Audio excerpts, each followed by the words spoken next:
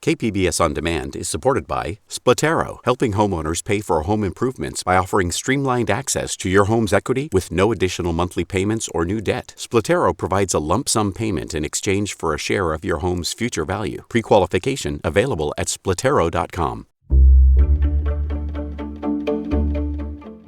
Good morning, I'm Emmeline Mohebi in for Debbie Cruz. It's Thursday, October 17th. The city of San Diego is asking voters to increase the local sales tax. More on that next, but first, let's do the headlines. Starting this week, thousands of healthcare workers in the state will get a raise. Governor Newsom signed Senate Bill 525 into law last year, gradually increasing healthcare worker pay to $25 an hour. It covers all clinical and non-clinical staff supporting patient care. Laurel Lucia is the director of the healthcare program at UC Berkeley Labor Center. She says it's designed to reduce their reliance on public aid. We estimated that nearly half of low-wage healthcare workers are enrolled in a public safety net program, or their family members are enrolled, which just underscores how low some of these wages have been. The law aims to address worker shortages, turnover, and patient care. The number of single-family home sales in the county dropped last month. According to the Greater San Diego Association of Realtors, there was a 14% decline in sales compared to August. Sales of condos, townhomes, and attached properties had an even bigger drop, declining 22% compared to the previous month. The median price for a single-family home stayed around $1 million, but the price for attached properties dropped 4%. Altogether, home prices last month were a little higher compared to last September, but home sales in the county are still 8% higher than they were in September last year. The gloomy fall weather continues today. You'll want to grab an umbrella on your way out the door because the National Weather Service says there's a chance of light rain. It's also expected to be windy. In the inland areas, temperatures will be in the low 70s. By the coast, temps will be in the high 60s. In the mountains, it's expected to drop into the high 50s. And in the deserts, it'll be in the high 80s. The skies are expected to be clear again with no rain expected tomorrow. From KPBS, you're listening to San Diego News Now. Stay with me for more of the local news you need. KPBS On Demand is supported by the San Diego County Toyota dealers, presenting a new 2025 Tundra designed to combine performance and comfort with up to 437 horsepower and 10-speed automatic transmission. See your Toyota dealer, the San Diego County Toyota dealers. We make it easy.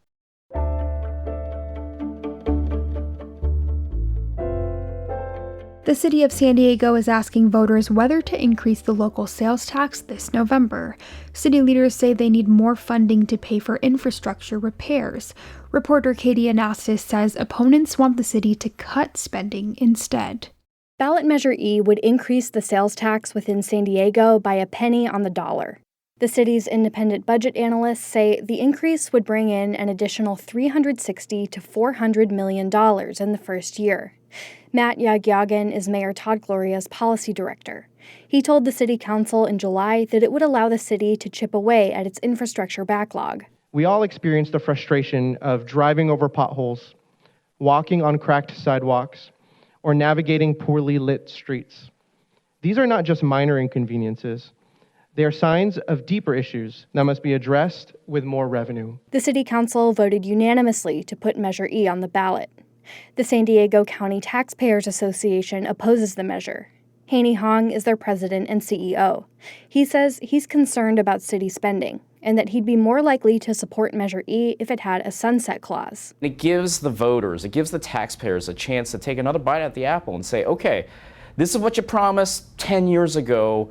Did you guys actually deliver on what you promised? San Diego's sales tax increase would go into effect in April if approved. Katie Anastas, KPBS News. San Diego City Council yesterday passed a new code of conduct for the city's boards and commissions. Investigative reporter Scott Rodd says the council rejected a more restrictive set of rules put forward by the mayor's office. The City of San Diego has dozens of boards and commissions made up of volunteer members. They provide guidance on a range of topics, from policing to housing to historical buildings. The new code of conduct promotes being respectful and professional. Mayor Todd Gloria's office drafted the Code of Conduct and originally pushed for more restrictions on board members. The initial proposal would have prohibited members from publicly criticizing any city employees, including elected leaders. The mayor's office also wanted to have prior review of board members' communications with the press. The city council struck down both of these proposals following reporting by KPBS.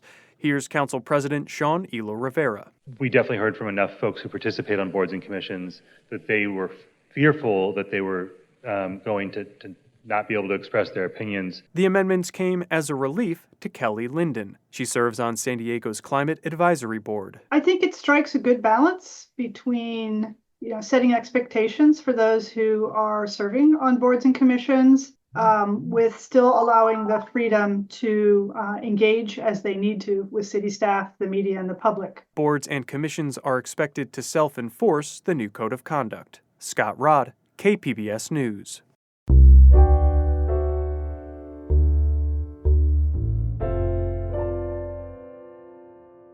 Project 2025 is billed as a roadmap for the next conservative president. It would break up the National Oceanic and Atmospheric Administration. Public Matters investigative reporter Amitha Sharma reports on what that could mean for weather prediction. The National Weather Service is housed within the National Oceanic and Atmospheric Administration, known as NOAA. Its California weather forecast offices are staffed 24/7 to predict the weather and issue warnings to residents. Paul Hepner, co-chair of Friends of NOAA, says it is a critical system for coordinating with other government agencies. So when they're issuing, for instance, like a winter storm warning, they're collaborating amongst the offices to see how they can synchronize and tie in their warning so you don't have gaps. Project 2025, the brainchild of the conservative think tank the Heritage Foundation, wants to split and downsize NOAA, claiming it has become one of the, quote, drivers of the climate alarm industry.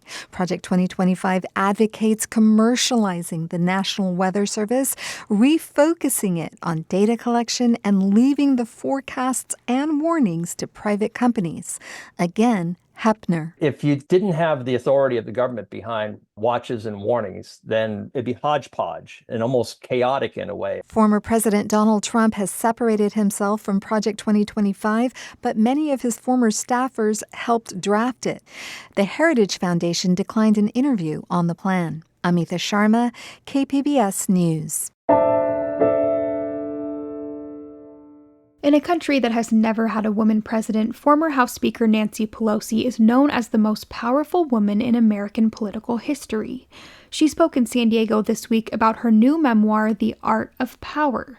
We hear from reporter Amitha Sharma again as she caught up with Pelosi to talk about next month's presidential election and America's current divide. So much is at stake in next month's election. We all have been working very hard to make sure we win.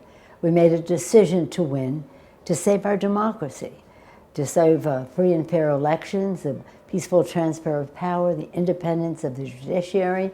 But democracy is also a personal issue, the freedom of women to have control of their reproductive freedom, the freedom of people to read books or LGBTQ, the freedom for children to be safe on the street from gun violence and the rest. People think of democracy as the Constitution, and it is, and that's at stake too, because they've said they might even terminate the Constitution. It's a global issue, and it's also an individual kitchen table issue for America's working families. So for the character of our country, we must win this election. And yet polls show Vice President Harris tied with former President Donald Trump. Given the consequences you've just outlined, why isn't the needle moving? We are not trusting in polls. We are owning the ground. We are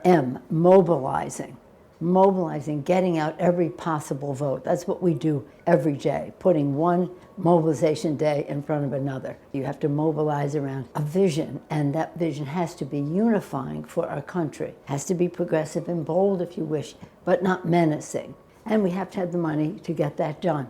So the 3 M's, and the small donors have been so important to that. So we're getting our job done to make sure that we win the election. whatever the polls show.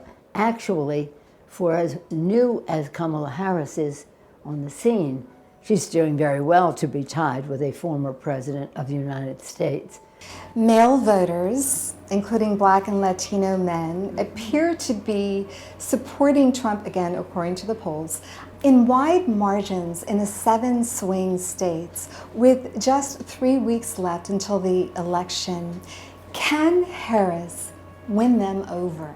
This is going to be a gender gulf because women understand what is at stake in this election. Women have the most to lose in terms of, again, women's right to choose is so fundamental as a personal issue and as an economic issue and as a respect issue. But there's also things like affordable child care, family and medical leave paid. It's issues that relate to what the Vice President talked about the other day about home health care, caregivers who are sandwiched in between caring for their children and their seniors. Some of them are men, mostly they are women.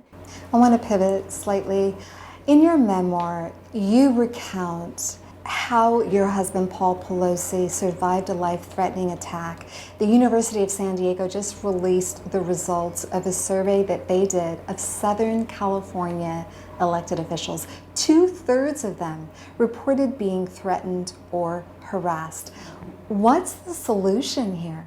When my husband was assaulted, violating the sanctity of our home, in our own home, violently assaulting him, a centimeter from losing his life, the other side, the former president and his son and the Republican governor of Virginia and Leon Musk and people like that thought that was really funny. They made a joke of it. When President was attacked in terms of the assassination attempts, we all sympathized with him. That has no place, one side or the other. When we are trying to attract so many new people to politics, especially women, but also people of color, just to have the beautiful diversity of America reflected at the table of decision making, we can't have them be afraid for the safety of their families, their children, or themselves. A majority of Americans say that they are troubled by political violence, about the possibility of political violence. How worried are you? Well, I think it's something to be worried about. But I do think that as soon as we get through this election, and whoever wins, we will accept the results of the election.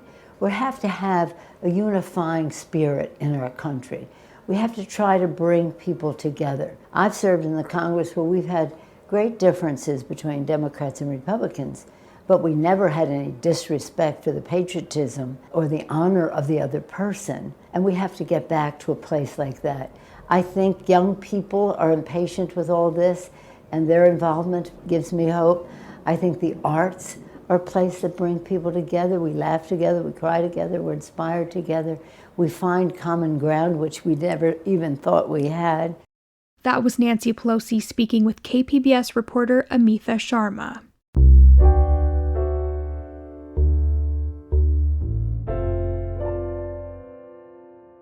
Community opposition to placements of sexually violent predators in the county prompted Senate Minority Leader Brian Jones to request an audit of the state program. Reporter Katie Anastas says the audit, published this week, recommends state-owned transitional housing as an option. The conditional release program is meant to safely transition people back into communities after prison time and inpatient treatment. The audit says finding places for them to live takes nearly a year and a half on average. Jones says he supports housing sexually violent predators on state property rather than neighborhoods. Fire camps, state prisons on the outside of the state prison, using either modular homes or RV trailers or something like that. The Department of State Hospitals says people in transitional housing would still need community placements eventually. Katie Anastas, KPBS News.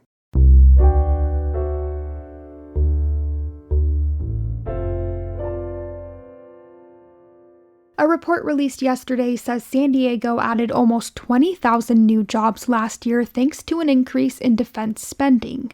Military reporter Andrew Dyer has more on what researchers found. The annual report comes from the UC San Diego Rady School of Management and the San Diego Military Advisory Council, a nonprofit that promotes the business side of the local military footprint. Spending is up in the region more than 12%, well above 2024's inflation rate. The report highlights the local innovation and startup economy where defense dollars go toward technologies such as unmanned vehicles and artificial intelligence. Democrat Sarah Jacobs sits on the House Armed Services Committee. She says she thinks there's more to come as emerging technologies find their place in the military. San Diego is really at the forefront of innovation in the defense sector, and I think it's only becoming increasingly more important. According to the report, defense spending accounted for about a quarter of San Diego's economy, contributing more than $63 billion this year. Andrew Dyer, KPBS News. Don't forget, today at 10:17 a.m., the Great California Shakeout will happen. That's when people throughout the state will drop, cover, and hold on for the annual earthquake drill. Well, that's it for the podcast today. As always, you can find more San Diego news online at kpbs.org. In tomorrow's podcast, we'll bring you details on the University Heights Fall Festival happening this weekend. I'm Emmeline Mohabi. Thanks for listening, and I hope you have a wonderful Thursday.